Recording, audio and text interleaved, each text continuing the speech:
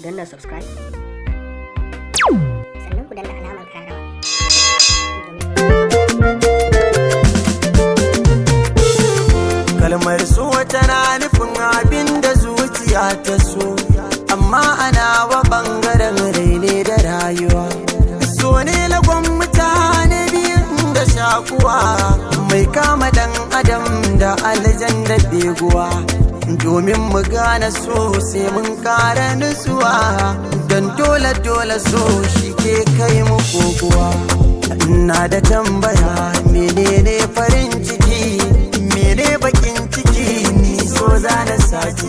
Shi so ba ya duba girma, duk sanani ya saka fama. Ba talakan garinmu ba basara ke bare hukuma. Kai shi so daban yake, ba laba koko abba ke. So bai san gari ba zai kai ka ina zama yake. Kalamansa da yawa, kullum si ta karuwa. Sun kai koli har sun samin kishin ruwa. Ni kai so da kai nake, ina kake. Ina da tambaya gunka da mun yi haduwa. Na gano masoyi kullum shi in ya tashi bacci, burinsa dai masoyiya kar ta kara kunci. Sai ya lalubo waya ya kira shi kin ci abinci. Bai dama kansa ya ci ba sai ungwanarsa ta ci. So san bai da tausayi, so san bai da tausayi. In yi taɓa rigaza amsar sai ta fada na yi. Ba tsoro yake ba shi ma, sannan bai gudun wasu ma. Zai iya tada 'yan adam duk sayaddan yana da girma. Kullum na tunani sai in ba wasu ma'auni. Amsa ta gare shi kullum sai ta fito da rauni. Ban gane so ba, ban san ya yake ba.